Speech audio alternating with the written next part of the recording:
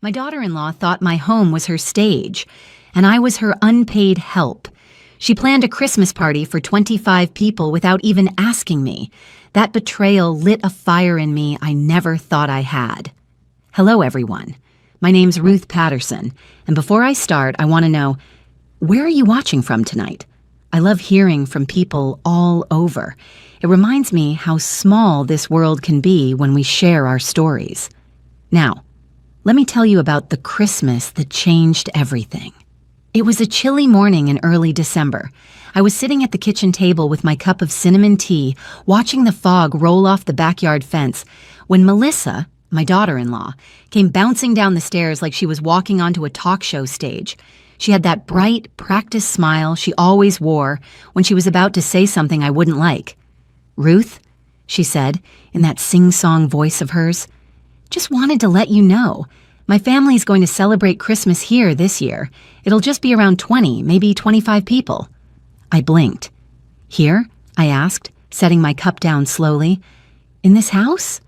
"Of course," she chirped. "You've got the space, and everyone just loves your kitchen. I already told my mom she could bring the turkey and my brother's handling music. You don't have to worry about a thing." She said it like she was doing me a favor.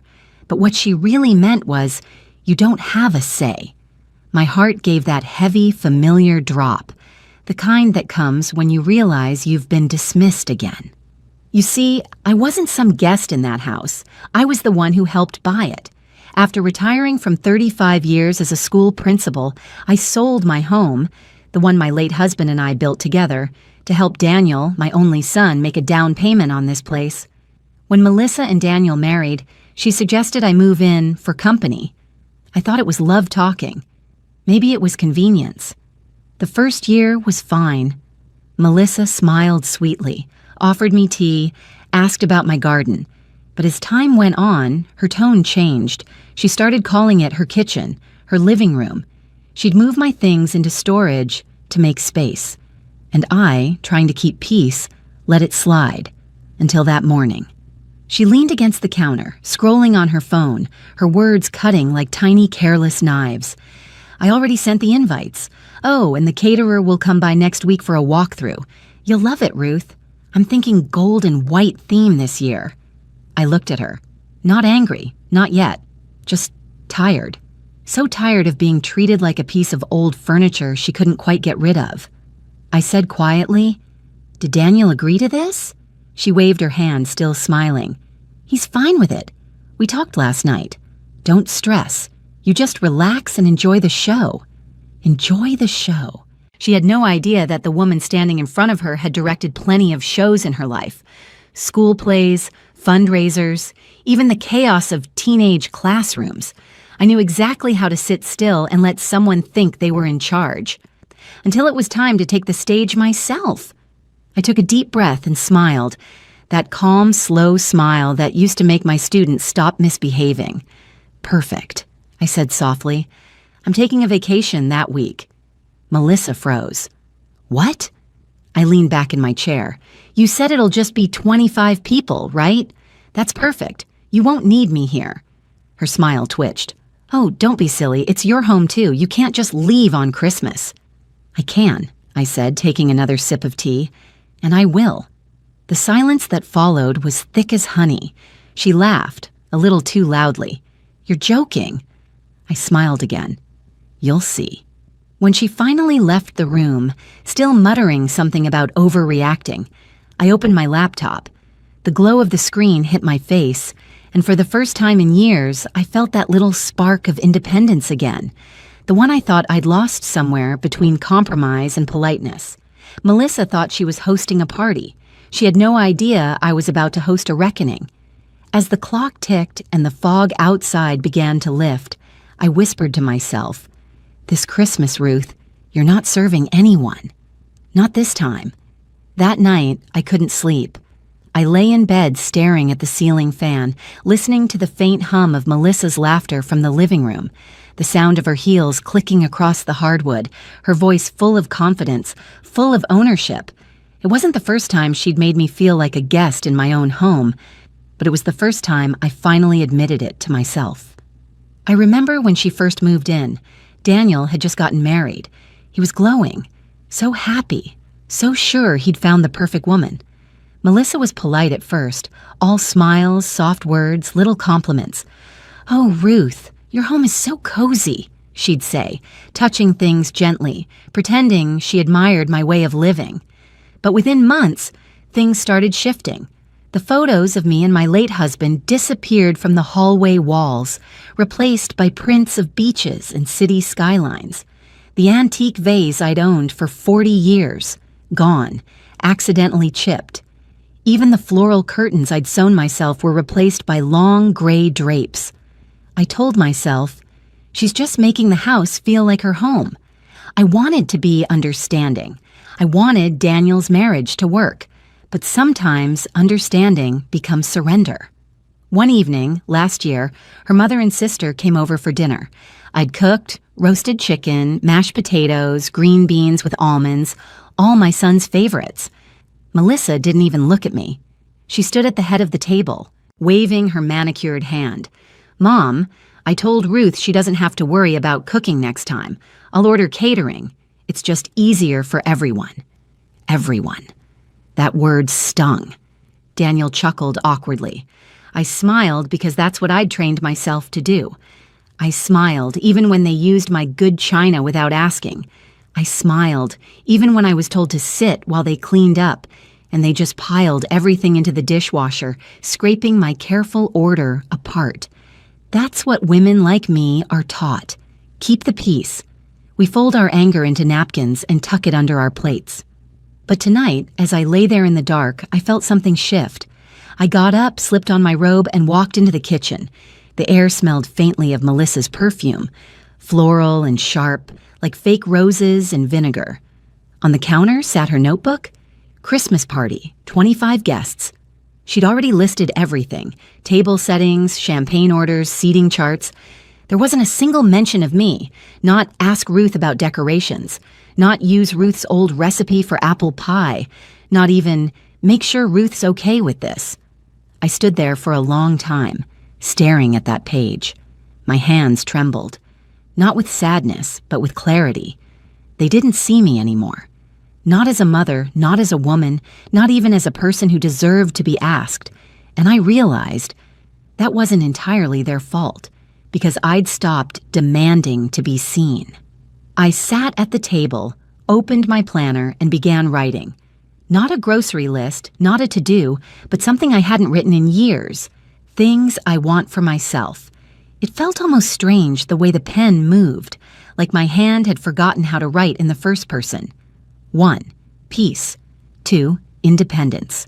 3. Space that belongs to me. By the time I put the pen down, the clock read 1:40 a.m. Outside, the wind was picking up, the kind of cold that carries whispers. I whispered back, "It's time." The next morning, I made coffee for myself, just 1 cup, no extras for anyone else. I sat by the window, scrolling on my old laptop, looking up places near the coast. Somewhere quiet, somewhere where no one would ask me for anything. Then, by chance, I found it. A little cottage listed by a church friend named Lorraine. It overlooked the water, had a fireplace, and was available the exact week of Christmas. When I called, Lorraine answered with her soft, familiar voice. "Ruth, I didn't expect to hear from you." "Do you still have that cottage available?" I asked. "For you, sweetheart?" "Always." "Need a getaway?" I smiled, for real this time. Something like that. We talked about logistics, deposit, keys, dates. When I hung up, I felt light, free. I leaned back, listening to the morning silence, and said to myself, they wanted me to stay quiet. Fine, I'll let silence speak for me. That evening, Daniel came home tired, loosening his tie. "Hey, Mom, Melissa told me about Christmas. You're okay with it, right?" I looked up from my book and said, "Completely. I'm actually going away that week." He frowned. "Going away? Where?" "Oh, just somewhere peaceful."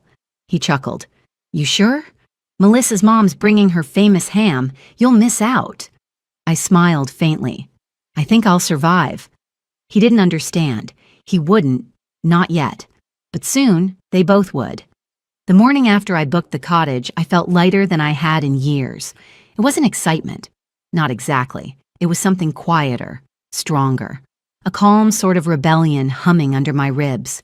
I made myself a proper breakfast. Eggs, toast, and the last jar of my homemade apple jam. Melissa had once told me, half laughing, that my jam wasn't Instagram-worthy. I spread it thick on my toast and smiled anyway. That day, I decided to keep my plans entirely to myself.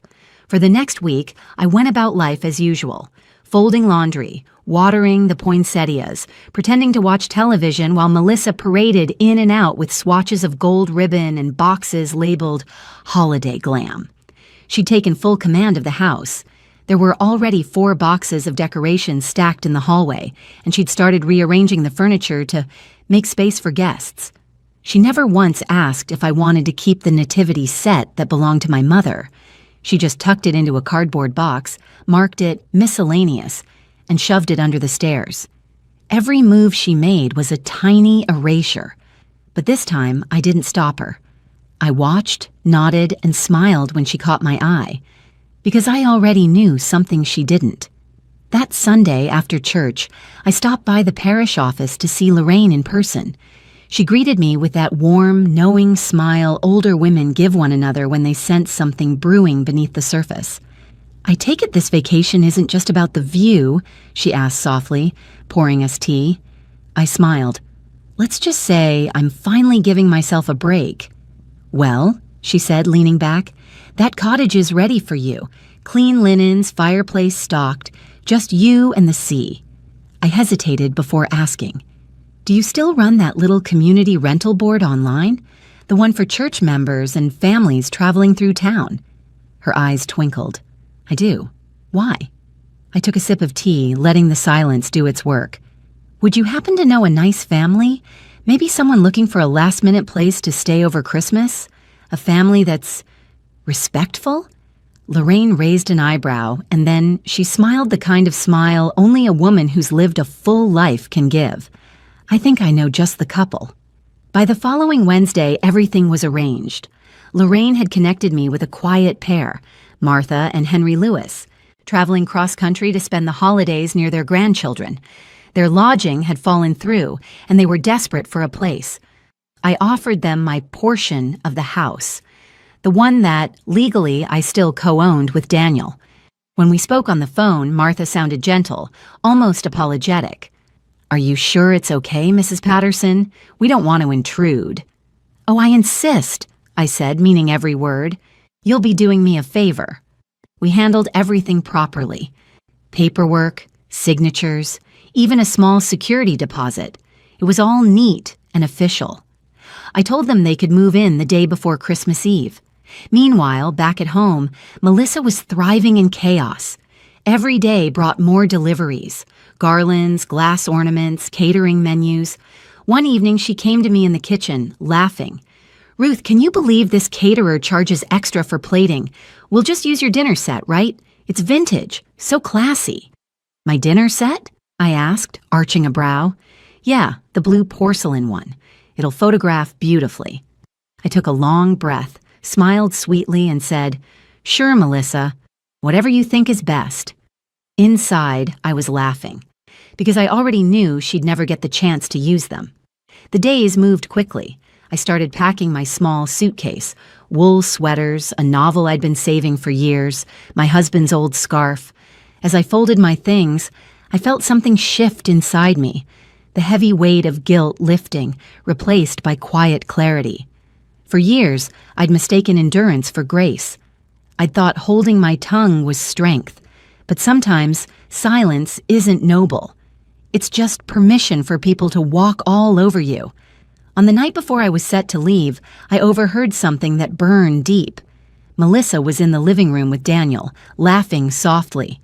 "She's really going on vacation," she scoffed. Daniel's voice was weary. "Just let her. She needs space. You know how Mom gets." "How Mom gets?" she repeated, mocking. "Daniel, she's been weird lately. I bet she'll get lonely and come back before Christmas anyway," he chuckled. "Probably. She always comes around." Their laughter felt like tiny knives in the dark, but instead of crying, like I might have done once, I smiled. because they were about to learn that when a woman like me says she's leaving, she means it. The next morning, before sunrise, I left a note on the counter. It read simply, "The house is yours, just not the way you think. Merry Christmas, Ruth." I folded it neatly, placed it under the crystal salt shaker, the one Melissa hated, and wheeled my suitcase to the door. The air outside was cold, sharp, honest. I didn't look back. The morning I left, the sky was still gray and heavy with clouds, the kind of light that makes the world look half asleep. I moved quietly, careful not to wake anyone. The Hous kettle hissed low as I poured myself a final cup of tea, the last one I'd drink in that kitchen for a long time. I stood there, looking around, at the walls I'd painted, the curtains I'd sewn, the table where so many birthdays had been celebrated. Every inch of the house carried my touch, and yet somehow I no longer belonged there. My suitcase waited by the door. I'd packed light, a few sweaters, my journal, one pair of shoes, and my husband's old scarf. He used to tell me, "Ruth, never let anyone make you small in your own home." It took me a lifetime to finally understand what he meant. Just as I was slipping on my coat, Melissa's voice floated down from the stairs. "You're really going through with it?" she asked, rubbing sleep from her eyes. I turned and smiled. "Good morning to you, too." She leaned on the railing, her silk robe tied tight, expression caught between disbelief and irritation. "You're leaving the day before Christmas Eve?" "That's right," I said, calm as ever. She let out a short laugh. "You'll regret it when you're sitting somewhere all alone. We could have used your help, Ruth." I picked up my suitcase. "I'm sure you'll manage just fine without me. After all, you're the host." The word host landed like a pebble dropped in a still pond. Small, but it rippled. Her smile faltered. "You're serious." "Dead serious," I said, walking past her toward the front door. "Where are you even going?" she demanded. "Somewhere quiet." I didn't give her more than that. As I stepped out, she called after me, "Don't expect me to clean up your room when you get back." I turned slightly, the cold air biting my cheeks. "Don't worry, Melissa, you won't have to." Then I shut the door behind me. The bus station was nearly empty. I found a seat by the window and watched as the town rolled by. The bakery where Daniel used to buy me cupcakes on Mother's Day, the old school where I taught, now covered in murals. The world kept moving, indifferent to my absence, and that was strangely comforting. By the time I reached the coast, the air had changed. It smelled like salt and pine and distance. Freedom, if freedom had a scent. The cottage was small, painted pale blue with white shutters, sitting on a rise above the shoreline. Lorraine had left the key under a ceramic angel by the door, just like she said. Inside, everything was simple. One cozy armchair, a fireplace already stacked with wood, a small table for two. I dropped my bag, lit the fire, and for the first time in years, listened to silence. Not the heavy silence of being ignored, the kind that breathes, the kind that heals. That evening, as I wrapped myself in a blanket and watched the waves crash against the shore, my phone buzzed. Daniel. I let it ring once, twice. Then I picked up. "Mom, where are you?" "Somewhere peaceful," I said, smiling at the ocean. He sighed. "Melissa's panicking about the party. You could have told us you were serious." "I did tell you," I said softly. "You just didn't believe me." "Come on, Mom," he said, trying to sound patient. "It's Christmas." "It still is," I said, "just not there." There was silence on the line and then a small sound, the kind people make when they realize they can't argue with calmness. Finally, he said, "Fine, we'll manage." "I know you will," I replied. "Merry Christmas, Daniel." And I ended the call. That night, I slept deeply. No footsteps above me, no voices talking over the television, no one rearranging my life while pretending to include me in it, just the sound of wind against the windows and the faint crackle of the fire. Meanwhile, miles away, in the house that used to be mine, Melissa was in full command. Or so she thought. The caterers were confirming their schedules. The tables were arriving in the morning. Her family's cars were already packed with gifts and dishes. She laughed with her mother on the phone, saying, "Oh, Ruth went off on some little trip, but it's fine. We'll handle everything." She had no idea what was about to come through that front door. By the time the sun rose the next morning, I was standing on the cottage porch, coffee in hand, watching the waves catch fire under the dawn light. I whispered, "Merry Christmas, Ruth." For the first time in a long time, I said my own name like it mattered. And somewhere, in the house I'd left behind, the doorbell rang. When I woke that Christmas Eve morning, the ocean outside was restless and alive. Pale waves rolling against the rocks, the wind carrying salt and the faint scent of pine. I brewed a cup of coffee and wrapped myself in my husband's old scarf. The cottage was warm, quiet, filled with a peace I hadn't known in years. Somewhere, miles away, Melissa's perfect little empire was about to crack. At exactly 10:00 a.m., the doorbell rang at the house I used to call home. Melissa, wearing a velvet robe and her hair wrapped in curlers, rushed down the stairs. She must have thought it was the caterers. But when she opened the door, she froze. On the porch stood a couple in their 60s, Henry and Martha Lewis, with 2 suitcases and a small bouquet of poinsettias in hand. They smiled warmly. "Good morning," Martha said cheerfully. "We're the Lewises. You must be Melissa." Melissa blinked. "Excuse me?" Henry held up a folder. "We're here for the house. Mrs. Ruth Patterson arranged it. Said we could stay for the week?" At first, Melissa laughed. "There's some mistake. This is our home. My mother's catering team is on the way." But then Martha opened the folder. Inside was a signed rental agreement with my name printed clearly at the bottom, along with proof of the security deposit and church references from Lorraine's network. Melissa's smile vanished. "Wait here," she muttered and stormed inside, calling for Daniel. Daniel came down moments later, hair unkempt, still half asleep. "What's going on?" Melissa shoved the papers at him. "Apparently your mother rented out the house." He scanned the documents, his expression darkening. This is her signature, but that's impossible." Martha spoke kindly. "I promise, Mr. Patterson, we wouldn't have come if it weren't legitimate. We were told the lower level and guest rooms were available. We even brought our own groceries." Melissa's face turned red. "This can't be happening. My family's coming in 3 hours." Henry frowned slightly. "Well, I'm sorry, ma'am, but we have a contract, and we've traveled a long way." Daniel rubbed his temples. "Melissa, let me call Mom. I'll fix this." He dialed my number, and somewhere in that cozy seaside cottage, my phone lit up on the nightstand. I glanced at it once, saw Daniel calling, and then turned it face down. The fire crackled softly. The waves rolled in. I took another sip of coffee. Back at the house, Melissa was pacing furiously. "She's ignoring you. She's actually ignoring you, Daniel." "I'll try again later," he muttered. "Maybe she'll come back soon." But as the minutes passed, the situation worsened. The caterers arrived next, parking their van across the driveway.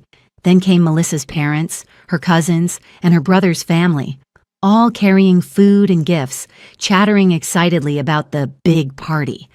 Melissa tried to smile, ushering them in, only to find the Lewises unpacking their coats in the guest room. "Who are they?" her mother whispered.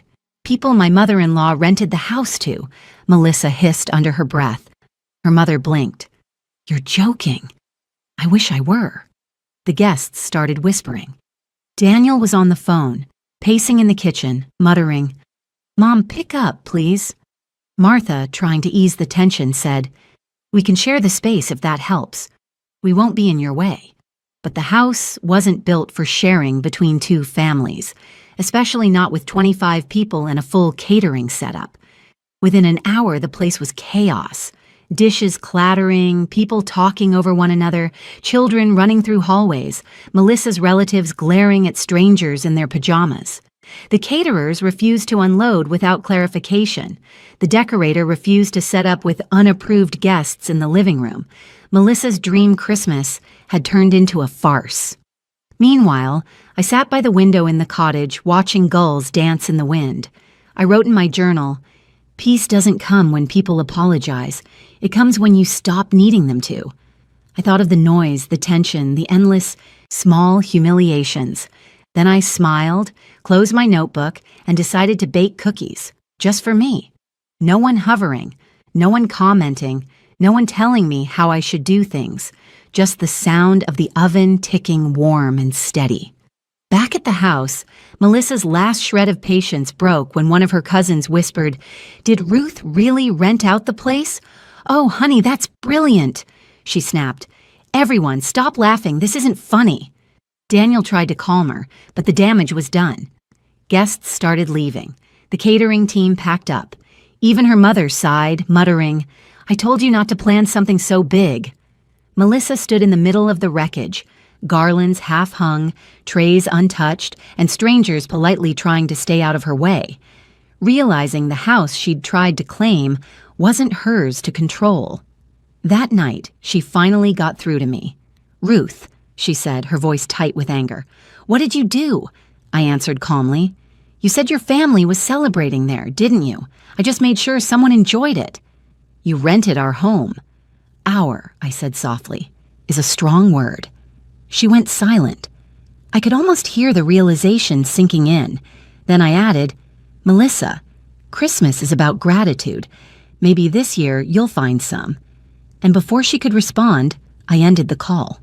I placed my phone aside, watched the fireplace flicker, and whispered, "Merry Christmas to me." The sea that morning looked like liquid silver, soft ripples catching the first light of dawn. I stood on the porch of the cottage, my hands wrapped around a mug of steaming tea, and breathed in air that didn't belong to anyone but me. For the first time in years, no one was calling my name from another room. No one was telling me what to cook, what to clean, or what to move. It was just me, the sea, and silence, the kind that doesn't ache, but heals. Christmas Eve had passed in peace. The fire had burned slow, and I'd fallen asleep with a book in my lap and a calm heart in my chest. But on Christmas morning, my phone buzzed. I glanced at the screen, Daniel. For a second, I hesitated. Then I answered. "Mom," he said softly. The tone in his voice was different, careful, tender. "Merry Christmas." "Merry Christmas, Daniel." Behind him, I heard the faint crackle of a fireplace and soft holiday music. Then the screen shifted, and I saw the house, my house. But it was quiet. No crowd, no decorations piled high, no chaos. Just the faint glow of a modest tree, a table set for two, and calm. Melissa appeared behind him, her face pale, tired but softer somehow. There were no fancy curls, no perfect makeup, just a woman stripped of pride. She stepped closer and spoke quietly. "Ruth, I just wanted to say I'm sorry." I stayed silent. Sometimes silence says more than words ever can. She swallowed hard and went on. "I was wrong. About everything. I thought making the house mine would make me feel important, but it only made me lose sight of what mattered. You built this place. Your warmth made it a home. I took that for granted. I see it now." For a moment, I simply looked at her. This woman who had spent years trying to erase me, finally standing in the ruins of her own ego. I didn't feel hatred. I didn't even feel satisfaction. I just felt still. "Thank you for saying that," I finally replied, my voice calm. "That takes courage." Her eyes welled up. "We canceled everything. Your son stood up for you, Ruth. He told everyone we wouldn't host the party. He said this house would never be his without you." Daniel gave a small, sheepish smile. "It was long overdue, Mom." That's when the tears came. Quiet, grateful, human tears. The kind that burn but don't hurt. "I'm proud of you," I whispered. He nodded. "I think I finally get it now. What you were trying to teach us." "Not teach," I said softly. "Just remind." We stayed on that call longer than I expected. They showed me the small dinner they were preparing. Simple roast chicken, mashed potatoes, and the pie recipe I'd written down years ago. Melissa even smiled as she said, "I'm using your crust method this time." When we hung up, I didn't feel empty. I didn't feel lonely. I felt seen. I sat by the fire again, opened my old journal, and wrote in neat, deliberate lines. When people stop seeing your worth, sometimes you have to step away to remind them who you are. You can't pour love into a place that keeps draining it. And when you finally choose peace, the world doesn't end. It begins. That evening, I walked down to the beach. The sky was streaked with pink and gold, and the tide was low. I took off my shoes and let the cold water wash over my feet, grounding me. I thought of my husband, how he'd always told me I was the heart of our home. And for years, I'd forgotten that truth, letting others take pieces of me in the name of family, politeness, and love. Now, standing there in the wind, I realized something important. Love without self-respect isn't kindness. It's self-erasure. I whispered his name, Sam, and smiled to the sky. I finally did it. I took my life back. The wind carried my words out toward the horizon, and for a fleeting moment, I swear I felt him there. That quiet warmth, that unseen approval. Back at the cottage, I poured myself a glass of wine and sat by the fire. My phone buzzed again. This time, it was a text message from Daniel. "Next Christmas, it's just us three. No guests, no chaos. We'll do it your way. Love you, Mom." I stared at the screen, smiling so wide it hurt. My reply was simple. "I love you too. And tell Melissa. Peace looks good on her." I set the phone. Aside, took a slow sip of wine, and looked into the dancing flames. The sound of the sea filled the background, a low, steady hum that felt like the rhythm of something new beginning.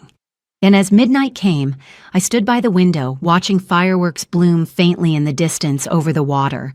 Red, green, and gold streaks flashed across the sky, their reflections rippling over the ocean's surface. I whispered to the night, "For the first time in years, Christmas feels like mine again." And in that quiet, I knew it wasn't revenge I'd found. It was restoration. Because sometimes, the best revenge isn't anger, it's dignity. It's walking away with your head high while others stumble in the mess they made. It's realizing that peace doesn't ask permission. It simply waits for you to choose it. I closed my eyes, took a deep breath, and let the warmth of the fire seep into my bones. That year, I didn't just take a vacation. I reclaimed myself. And as the waves whispered against the shore, I finally understood. Dignity is the best gift you can give yourself.